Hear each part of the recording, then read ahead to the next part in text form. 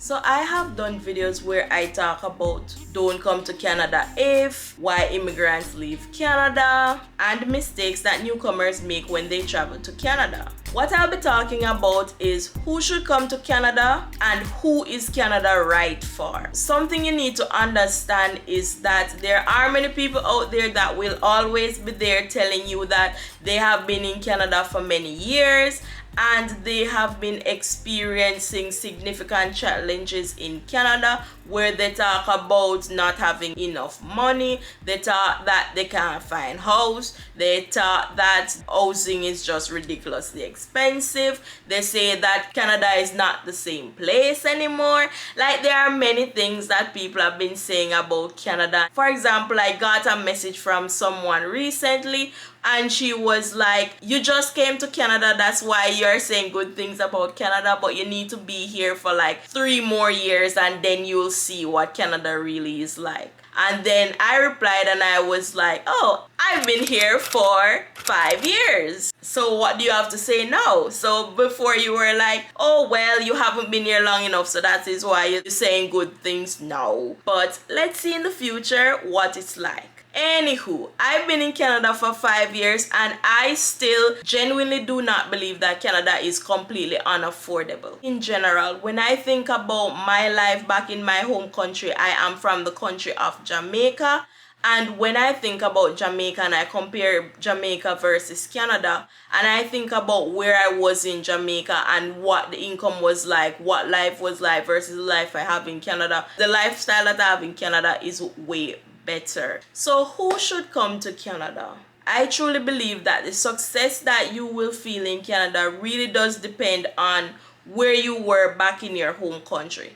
If you were a manager in your home country and you had all the money to travel anywhere you wanted to go, you have enough money to pay your mortgage, you have enough money to just buy a house in general, you have enough money to do all the things, and you travel to Canada, it really depends on what you come to Canada and do, because you can come to Canada and feel more successful. However, if you were in your home country, even if you were there as a manager and you are like, I want to completely change my life, I am in my home country, I am working and I can't pay my mortgage, I can't pay for basic things, and you are like, hey, I am willing to start over. If you're not willing to start over, don't even bother come to Canada, because there's a high possibility you have to start over because your qualification is not accepted here. That is why there's a high possibility you have to start over.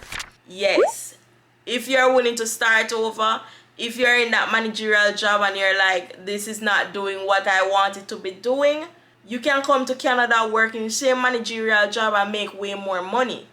If you're coming from, for example, a third world country, this is very possible. If you're coming from the US, I doubt you're going to make more in Canada. So it really depends on where you're coming from. Any third world countries, I can definitely say you'll make more in Canada. If you're anywhere else, I'm not so sure. In general, thinking about Canada, it's mostly people who are like, I'm not okay with where I am now. And if that is you and you're willing to do absolutely anything to be successful and you want a change, Canada is for you. You can definitely come to Canada and be successful. And you can definitely come to Canada and sit down and complain just like every other immigrant. It depends on who you are, what you're doing in Canada. The success is there. If you looked at Canada's median income, it's like $100,000 per year that people make as a middle class income in Canada. Now, if you are making $100,000 per year, even if they tax it, you still have a large amount left at the end of the day to do whatever. Taxes are expensive, but the money that you have left can do what you want it to do. Let me give you an example. If I lived in Toronto, I make $5,000 per month and I pay $2,500 for rent, $5,000 per month, $2,500 is left for me, $500 on bills, $200 is still left, $500 on food, you still have $1,500 left.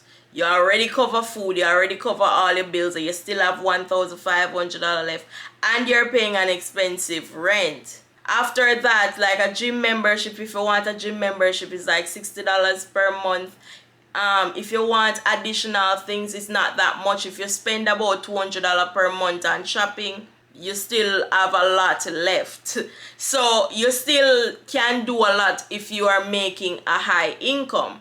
So quite frankly, if you just want to work into a job and you want to make more money, it makes sense to earn more money. Now, the government still gets a large portion of that money, but you also get more money at the end of the day as well, which is why so many people still stay in Canada even though the taxes are so high. Now, I do videos where I talk about the taxes because I am informing you of what Canada is like. This is something that I wish I knew before. I wish that I knew what the taxes were like versus just thinking that my entire income was going to be my entire income. So it is very helpful to know these things in advance. Canada is really for people who has a major issue where they are now. You have to seriously be like, where I am now is unacceptable. I no longer want this. I need something different. You need that step first, and you need to overcome that part where you're like your home country is just not giving what it needs to give. And then the second portion is that you have to say, I am willing to do absolutely anything out there to get out of my current situation, and I am okay with this process taking a couple of years. If you are at that place, Canada is 100% for you. If you are someone who is like, I don't like my current situation, but I'm not willing to do whatever it takes, then Canada wouldn't be for you, because you have to be willing to do whatever it takes.